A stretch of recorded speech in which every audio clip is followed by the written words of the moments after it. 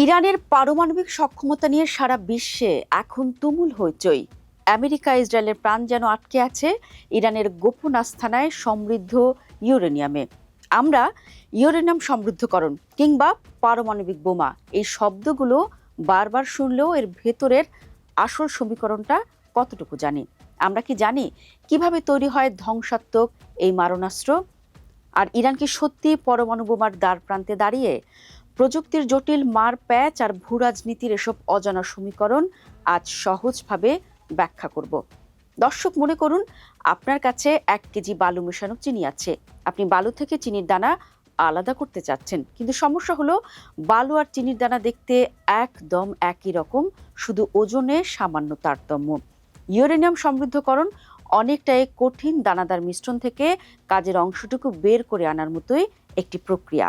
দর্শক, ইউরেনিয়াম হলো প্রকৃতিতে পাওয়া একটি ভারী ধাতু। খনি থেকে যখন এটি তোলা হয় তখন এটি সরাসরি ব্যবহারযোগ্য থাকে না। প্রাকৃতিক ইউরেনিয়ামে মূলত 2 ধরনের আইসোটোপ থাকে। মুশকিল হলো শক্তির উৎস বা বোমার জন্য দরকারি অংশ থাকে মাত্র 0.7%। বাকি সবটাই অকাজের। এই সামান্য পরিমাণ কাজের অংশটুকুকে বের করে আনার নামই হলো সমৃদ্ধকরণ। একে প্রথমে গ্যাসীয় অবস্থায় রূপান্তর করা হয় এবং তারপর বিশাল সব সিলিন্ডারে বা সেন্ট্রিফিউজে ঢুকিয়ে প্রচণ্ড বেগে ঘোরানো হয়। এই ঘোরার ফলে ভারী অংশগুলো দেয়ালের দিকে ছিটকে যায় আর হালকা কাজের অংশগুলো কেন্দ্রে জমা হয়। মনে রাখতে হবে, সব সমৃদ্ধ ইউরেনিয়াম মানেই বোমা নয়। এর স্তরের উপর ভিত্তি করে কাজ ভিন্ন হয়। 3% থেকে 5% সমৃদ্ধকরণ দিয়ে পারমাণবিক বিদ্যুৎ কেন্দ্রে সাধারণ বিদ্যুৎ উৎপাদন করা যায়। ইরান সবসময় দাবি করে আসছে তারা এ কাজে ইউরেনিয়াম ব্যবহার করতে চায়। আর 20% সমৃদ্ধকরণ মূলত চিকিৎসা এবং গবেষণার কাজে ব্যবহৃত হয়। সমৃদ্ধকরণ 90% বা তার বেশি পর্যায়ে গেলে কেবল সেটি অস্ত্র গ্রেড বা পরমাণু বোমা তৈরির যোগ্য হয়। এখন প্রশ্ন, ইরান এখন ঠিক কোথায় দাঁড়িয়ে? আন্তর্জাতিক পরমাণু শক্তি সংস্থা এবং বিশেষজ্ঞদের মতে ইরানের কাছে বর্তমানে প্রায় 440 কেজি 60% সমৃদ্ধ ইউরেনিয়াম রয়েছে। আপাত দৃষ্টিতে মনে হতে পারে 90% তো এখনো অনেক দূর, কিন্তু হিসাবটা আসলে তা নয়।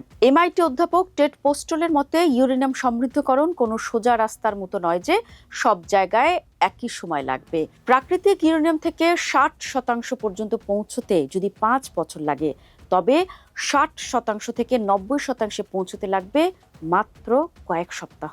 কারণ কাজটা অনেকটা ঘড়ির কাঁটার মতো।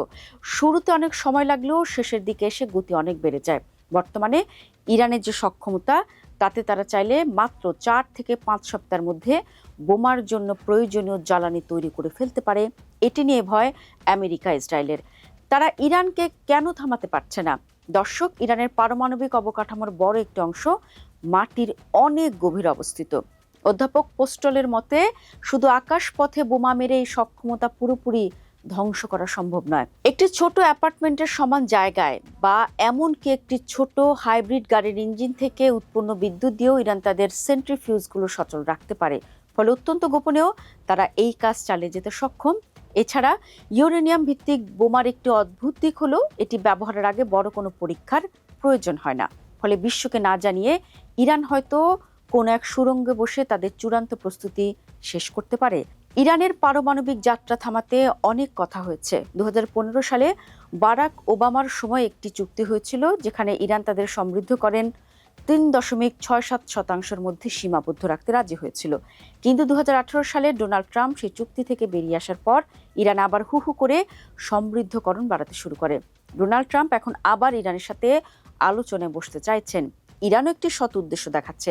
তারা তাদের 60% ইউরেনিয়ামকে আবারও 20% নামিয়ে আনার প্রস্তাব দিয়েছে। তবে এখানে কথা আছে, এই প্রযুক্তিগত জ্ঞান ইরানের কাছে একবার যখন চলে এসেছে তখন যে কোনো সময় তারা আবার সেই পুরনো অবস্থানে ফিরে যেতে পারে। দর্শক, বিশ্বজুড়ে বর্তমানে প্রায় 12,187টি পরমাণু অস্ত্র রয়েছে, যার বেশিরভাগই রাশিয়া আর আমেরিকার হাতে। এই শক্তিশালী ক্লাবে ইরান নতুন সদস্য হতে চায় কিনা তা নিয়ে বিতর্ক চলছেই। তবে প্রযুক্তিগতভাবে ইরান এখন সেই জায়গায় পৌঁছেছে যেখানে রাজনৈতিক সিদ্ধান্ত নিলেই তারা কয়েক মাসের মধ্যে একটি পূর্ণাঙ্গ পরমাণু বোমার মালিক হতে পারে। এখন দেখার বিষয়, ইসলামাবাদের সম্ভাব্য আলোচনা ইরানের যাত্রাকে থামিয়ে দিতে পারে কিনা।